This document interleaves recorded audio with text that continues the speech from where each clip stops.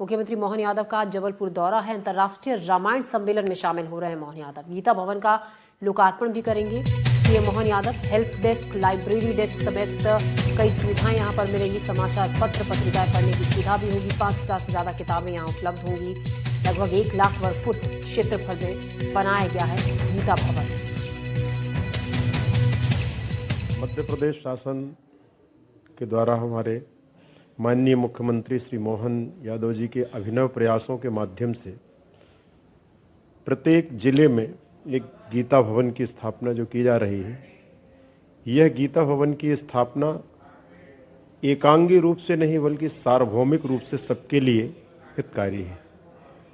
इस गीता भवन के माध्यम से न केवल जहां उन्होंने आध्यात्मिक विरासत को संजोया है, वहीं आज के क्रम में जो समाज एवं जो नया युवा वर्ग अपनी भविष्य की चाह में इधर उधर भटक रहा है, उस अध्ययन के प्रति उनकी जो आवश्यकताएं हैं, ऐसे ग्रंथों का समायोजन इस गीता भवन में किया गया है। हमारे सहयोगी आकाश द्विवेदी हमारे साथ बने हुए हैं। आकाश, हम विस्तार से एक बार आपसे समझना चाहेंगे, जानना चाहेंगे, ये जो हर जिले में गीता भवन अब तैयार किया जा रहा है, क्या खासियत इसकी होगी, किस तरीके की सुविधाएं यहाँ पर आने वाले लोगों को मिलेंगी? देखिए, यहाँ पर जो गीता भवन है, यहाँ से बहुत बड़ा संदेश देने की कोशिश एक होगी। तमाम लोग इस भवन में पहुँच सकते हैं, अध्ययन कर सकते हैं, इसका अवलोकन कर सकते हैं। इसके साथ साथ ही आज पहले गीता भवन का लोकार्पण भी मुख्यमंत्री डॉक्टर मोहन यादव जबलपुर से करने जा रहे हैं। शाम करीब 3:15 बजे के आसपास मुख्यमंत्री डॉक्टर मोहन यादव जबलपुर पहुंचेंगे। यहां विश्व रामायण सम्मेलन में मुख्यमंत्री डॉक्टर मोहन यादव शामिल होंगे। दरअसल राम वन गमन पथ की जो परिकल्पना है, उसको साकार करने की दिशा में मध्य प्रदेश के मुख्यमंत्री डॉक्टर मोहन यादव बहुत तेजी से काम कर रहे हैं, क्योंकि इस न्यास के अध्यक्ष खुद मुख्यमंत्री डॉक्टर मोहन यादव हैं। तो ऐसे में सरकार और मुख्यमंत्री दोनों की कोशिशें ये है कि इसको बहुत तेजी से डेवलप किया जाए और धार्मिक पर्यटन को मध्य प्रदेश में बढ़ावा दिया जाए। इसके लिए राज्य सरकार ने तमाम अलग अलग स्तर पर कोशिशें की हैं।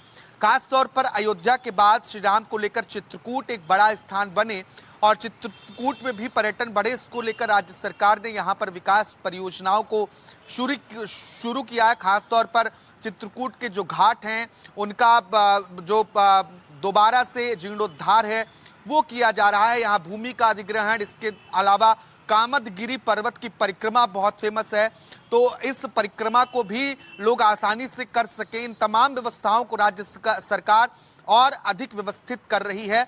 इसके अलावा राम राजा सरकार ओरछा में जो स्थित है, यहाँ पर भी धार्मिक पर्यटन को बढ़ावा देने के लिए अलग अलग स्तर पर बजट स्वीकृत किए गए हैं, जिसका काम दूसरे चरण का शुरू हो चुका है। अभी जो जिले राम वनगमन पथ के लिए चिन्हित किए गए हैं, उसके अतिरिक्त अन्य जिलों को भी चिन्हित किया जा रहा है, जहां बहुत तेजी से आने वाले समय में काम होगा और राम वनगमन पथ को मध्य प्रदेश में एक साकार रूप देने की कोशिश राज्य सरकार कर रही है। इसके साथ साथ ही जिस तरीके से हमने पहले जिक्र किया कि सबसे पहले विश्व रामायण केंद्र में मुख्यमंत्री शामिल होंगे। यहाँ पर युवाओं को रामायण, रामचरितमानस के संवाहक बनने की प्रेरणा देंगे। इसके बाद गीता भवन का लोकार्पण है, सरदार वल्लभ भाई पटेल की स्टैच्यू का लोकार्पण है। तो 3 बड़े कार्यक्रम जबलपुर में आयोजित होने हैं। तो निश्चित तौर पर जो सरकार का लक्ष्य है, जो काम निर्धारित किए गए हैं, उन्हें पूरा करने के लिए बहुत तेजी के साथ काम करने की कोशिश हो रही है, क्योंकि 2 साल का कार्यकाल समाप्त हुआ है। ऐसे में 2 साल की उपलब्धियां बताने के बाद अब नई दिशा में फिर से राज्य सरकार बहुत तेजी से काम कर रही। तो देखना होगा कि आने वाले समय में राम वनगमन पथ, जिसकी परिकल्पना बहुत पहले की गई और तमाम सरकारें कोशिश करती रही, लेकिन अब वो काम जिस तरीके से तेजी से हो रहा है, तो निश्चित तौर पर आने वाले समय में ये मध्य प्रदेश में एक बड़ा पर्यटन क्षेत्र के तौर पर भी विकसित होगा। जिस तरीके से महाकाल लोक, ओमकारेश्वर, इसके अलावा ओरछा, चित्रकूट धाम, ये तमाम स्थान ऐसे हैं जहां पर बीते सालों में नए वर्ष पर भी पर्यटकों की संख्या बहुत बड़ी है।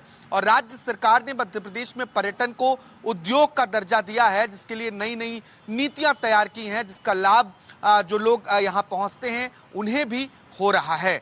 जी, आकाश, शुक्रिया आपका जानकारी के लिए। हमारे सहयोगी आकाश द्विवेदी हमें बता रहे थे कि गीता भवन की क्या खासियत होगी, किस तरीके से इसमें काम होगा।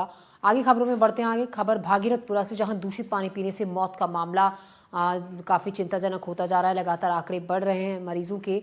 इंदौर हाईकोर्ट में आज इस मामले पर सुनवाई होगी। जबलपुर हाईकोर्ट की 2 सदस्यीय बेंच ऑनलाइन करेगी सुनवाई। हाईकोर्ट ने मामले पर सरकार से स्टेटस रिपोर्ट मांगी है। पहले हुई सुनवाई में कोर्ट ने ये कहा था, हाईकोर्ट का आदेश कि सभी मरीजों का इलाज मुफ्त में कराया जाए। मृत हुए मरीजों की स्टेटस रिपोर्ट प्रदेश सरकार से मांगी गई। आज प्रदेश सरकार को पेश करनी है status report. Indore high court bar association के अध्यक्ष रितेश इंसानी ने दायर की थी जनहित याचिका। शहर के नागरिकों को साफ और स्वच्छ पानी उपलब्ध कराने की मांग रखी गई थी। आज सुबह ही पेश की गई थी याचिका, जहां मजिस्ट्रेट ने की सुनवाई और त्वरित निर्णय भी इस पर दिया। और इस खबर पर ज्यादा जानकारी के साथ तनु देसाई हमारी संवाददाता हमारे साथ जुड़ रही हैं। तनु, इस पूरे मामले को लेकर जहां एक तरफ अभी भी अस्पतालों में मरीजों के पहुंचने का सिलसिला जारी है, वहीं दूसरी तरफ इस मामले को लेकर आज हाईकोर्ट में सुनवाई भी होगी। क्या क्या अब तक इस पूरे मामले में हुआ है, ये आपसे जानना चाहेंगे। ताज़ा अपडेट। देखिए, इंदौर में भागीरथपुरा मामले में आज सुनवाई है। आपको बता दें, इसके पहले बुधवार को सुनवाई हुई थी और उसमें हाईकोर्ट ने आदेश दिया था कि सभी मरीजों को मुफ्त में इलाज करवाना होगा। और इसी के साथ दूषित पानी पीने की वजह से मौत और मरीजों को लेकर इंदौर में मामले सामने आ रहे हैं, उसको लेकर आज जो है प्रदेश सरकार को एक स्टेट रिपोर्ट जो है कोर्ट में पेश करनी होगी। वहीं आज ही सुनवाई होने वाली है हाईकोर्ट में, दोपहर 12 बजे होने की संभावना जताई जा रही है।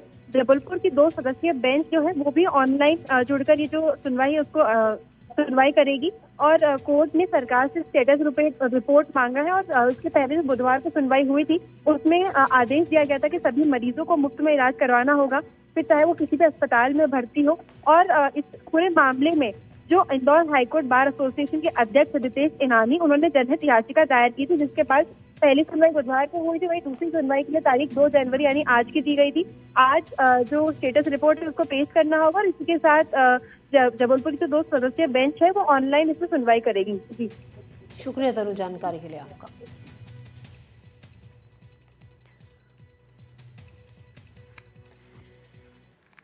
वहीं दूसरी तरफ इंदौर के भागीरथपुरा में पानी के सैंपल की रिपोर्ट आने के बाद लोगों में आक्रोश है, गुस्सा है। स्थानीय लोगों ने एनडीटीवी की टीम से बातचीत के दौरान अपनी नाराजगी जाहिर की और उन्होंने बताया कि शक पहले से ही इस बात का था। कई बार शिकायत भी की लेकिन कोई सुनवाई नहीं हुई। ये समस्या कई सालों से चली आ रही थी। फिलहाल इंदौर के भागीरथपुरा क्षेत्र में मौजूद हूँ और जो सैंपल्स लिए गए थे पानी के उसके रिपोर्ट्स आ चुकी है। और इसका रिपोर्ट जो आई है उसके बारे में सीएमएचओ ने भी जानकारी दी, कलेक्टर शिवम वर्मा ने भी जानकारी दी है। यहाँ पे जो रहवासी है अब उनका क्या कहना है, उनसे बातचीत करेंगे। सर, जो सैंपल लिए गए थे पानी के, अब उसके रिपोर्ट्स आ गई है, उसमें पता चला है कि पानी कंटामिनेटेड था, पानी में मिलावट थी। देखिए, ये शासन के अंतर्गत सब काम हुआ है। जब भी पानी के सैंपल लिए पंचनामा बना कि नहीं बना ये हम लोग को नहीं बताया गया। हम जनप्रतिनिधि के का सेवक हैं और वो सेवा करते हैं। तो लेकिन जब कोई भी पानी का सैंपल लिया जाता तो पंचनामा बनाया जाता, पंचनामा बना नहीं, इसलिए हम इस पर विश्वास नहीं कर सकते हैं। दूसरी बात कि यदि नर्मदा का भागीरथपुर में सप्लाई होता है तो हमारे जितने भी इस क्षेत्र के वरिष्ठ पदाधिकारी वगैरह हैं, जब तक वो नगर निगम के पदाधिकारी एक एक गिलास पानी पी के, या विधायक जी या सांसद महोदय या जो भी हमारे नगर निगम के महापौर वगैरह हैं, जब तक एक गिलास पानी जनता के सामने पी के नहीं बताएंगे यहाँ का, तब तक हम नर्मदा का पानी पीने योग्य नहीं मानेंगे। सप्लाई तो चालू कर दी गई है यहाँ पर और कल भी टेस्टिंग के लिए सप्लाई चालू की गई थी। आज भी सप्लाई यहाँ पे चालू है। हालांकि जो यहाँ पे लोकल्स है, जो यहाँ के रहवासी, उनका यही कहना है कि सप्लाई चालू कर दी है, पर अभी पूरी तरीके से इनको भरोसा नहीं है कि पानी पीने योग्य है कि नहीं।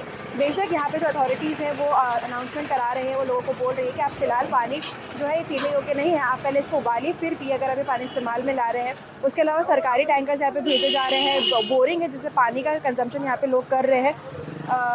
दादा, पानी कैसे आ रहा है घर में? साफ आ गया, साफ आ रहा है। देख के आ गया हम। पानी तो 3 साल से साफ आ रहा है।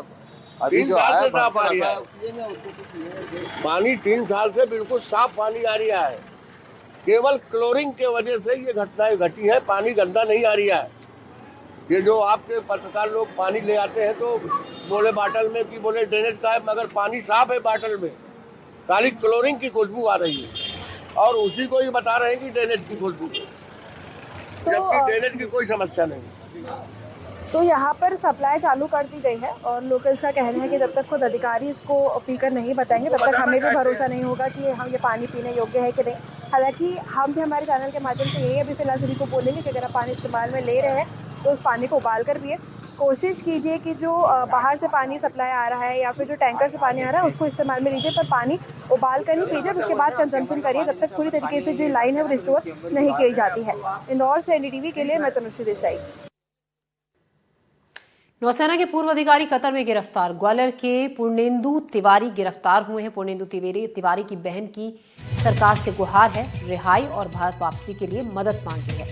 वीडियो जारी कर पीएम मोदी से अपील की है। तो नौसेना के पूर्व अधिकारी हैं पूर्णेंदु तिवारी, जिनकी कतर में दोबारा गिरफ्तारी हुई है, जिसके बाद उनकी बहन नीतू भार्गव ने एक वीडियो जारी किया है, पीएम मोदी से मदद की अपील की है। पूर्णेंदु तिवारी ग्वालियर के रहने वाले हैं। 2022 में भारतीय नौसेना के 8 पूर्व अधिकारियों को कतर में गिरफ्तार किया गया था, जिनमें से 7 को माफी मिलने के बाद भारत लौटने की अनुमति मिली थी। एक अलग कानूनी मामले में पूर्णेंदु तिवारी भारत नहीं लौट सके। अब उनकी दोबारा से गिरफ्तारी हुई है। परिजन उनकी रिहाई और भारत वापसी की मांग को लेकर गुहार लगा रहे हैं। सेवानिवृत्त नौसेना अधिकारी कमांडर पूर्णेंदु तिवारी की बहन हूँ। मेरे भाई को कतर में पुनः गिरफ्तार किया गया है और वे 1 दिसंबर 2025 से जेल में हैं। इससे पहले हमारे माननीय प्रधानमंत्री श्री मोदी जी के हस्तक्षेप के बाद कतर के महामहिम अमीर ने मेरे भाई एवं 7 अन्य नौसेना अधिकारियों को पहले मामले में क्षमा दान दे दिया था। 7 अधिकारियों को 12 फरवरी 2024 को भारत वापस लाया गया। मेरे भाई को कतर में यात्रा प्रतिबंध के कारण रोक लिया गया।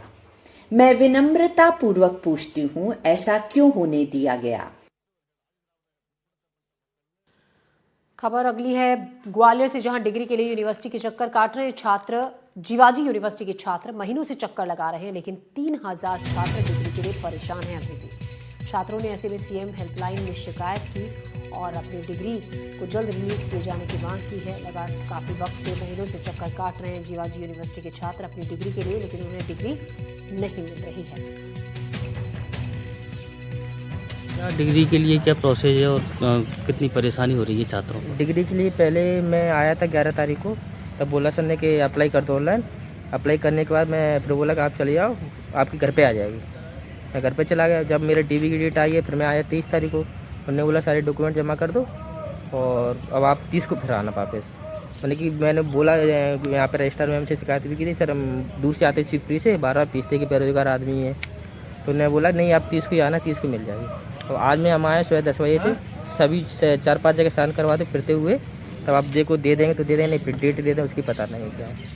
मेरी वाइफ के नाम से डिग्री है, बुलबुल भदौरिया के नाम से। मैंने करीबन 1.5-2 महीने पहले अप्लाई कर दिया था डिग्री के लिए, लेकिन आज भी डिग्री घर नहीं पहुंची है। मैं 2-3 बार आ चुका हूं, लेकिन कोई प्रॉपर रिस्पांस नहीं मिल रहा है।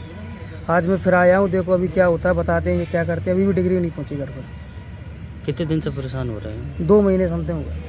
अच्छा, तो डिग्री आपको मिली है, कितनी क्या परेशानी रही इसके बाद? परेशानी कुछ नहीं सर, 10 तारीख को अप्लाई कर दिया था ऑनलाइन। उसके बाद फिर आए थे 5-6 दिन बाद, उन्होंने बोला था कि आ जाना 30 तारीख को। आज आए, मिल गई। तो फिर भी कितने दिन लगे? 20 दिन हो गए। जितनी डिग्रियां छात्र जैसे पास आउट होता है उसकी डिग्री हम डिजी लॉकर पे अपलोड कर देते हैं। डिजी लॉकर से छात्र खुद डाउनलोड कर सकता है अपनी डिग्री। साथ ही साथ अगर उसको फिजिकल डिग्री की आवश्यकता है तो फिजिकल डिग्री में भी हमने जितनी पेंडेंसी थी, लगभग 1 माह में हमने 12,000 डिग्रियां पोस्ट कर दी हैं। और जो कुछ पेंडेंसी बची है उसके लिए हमारे कर्मचारियों ने बहुत ही प्रशंसनीय काम किया है। इसकी बदौलत हम जो सीएम हेल्पलाइन की ग्रेडिंग है, विश्वविद्यालयों की ग्रेडिंग, उसमें हम ए ग्रेड पे आए हैं पूरे मध्य प्रदेश में। तो बाकी भी जो कार्य है उसके लिए हमने दिशा निर्देश जारी कर दिए हैं और समय सीमा में ये 10-15 दिन में ये पूरा हम फिनिश कर देंगे। खबर गरियाबंद से, जहां कृषि महाविद्यालय भवन बनाने का मामला किरवई में भवन के लिए भूमि आवंटन का विरोध किया गया। व्यापारियों ने बाजार बंद कर इसको लेकर विरोध जताया। फिंगेश्वर में 8 सालों से संचालित है कृषि महाविद्यालय पिछले 3 दिनों से चल रहा है अनिश्चितकालीन हड़ताल। कृषि महाविद्यालय भवन बनाने का विरोध है।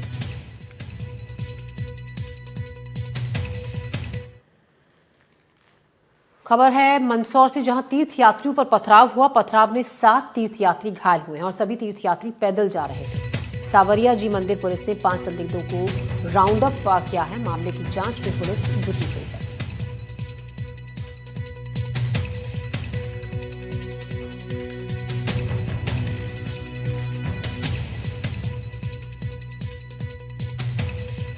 इस वक्त की बड़ी खबर आपको बता दें, मंदसौर जहां पर तीर्थयात्रियों पर पथराव हुआ। पथराव में 7 तीर्थयात्री घायल हुए हैं। सभी तीर्थयात्री पैदल जा रहे थे। सावरिया जी मंदिर पुलिस ने 5 संदिग्धों को राउंड अप भी किया है। मामले की जांच की जा रही है। तो तीर्थयात्री जो कि सावरिया जी मंदिर जा रहे थे, इन पर पथराव हुआ। किन लोगों ने पथराव किया, क्यों पथराव किया, पुलिस इस मामले की जांच कर रही है। इसमें 5 संदिग्धों से पुलिस पूछताछ भी कर रही है। इस वक्त की बड़ी खबर, तीर्थयात्रियों पर मंदसौर में पथराव हुआ। सावरिया जी मंदिर ये तीर्थयात्री जा रहे थे जिन पर पथराव हुआ। कई जो तीर्थयात्री हैं बुरी तरीके से जख्मी हुए हैं, जिन्हें अस्पताल में भर्ती कराया गया है। काफ़ी चोटें आई हैं पत्थरबाजी में, पथराव में, और किसने किया, क्यों किया, इस बात की पुलिस जांच कर रही है। 5 संदिग्धों को पुलिस ने पूछताछ के लिए हिरासत में भी लिया है। सावरिया जी मंदिर जा रहे तीर्थयात्रियों पर पथराव किया गया था, जिसमें कुछ तीर्थयात्रियों को चोटें आई हैं।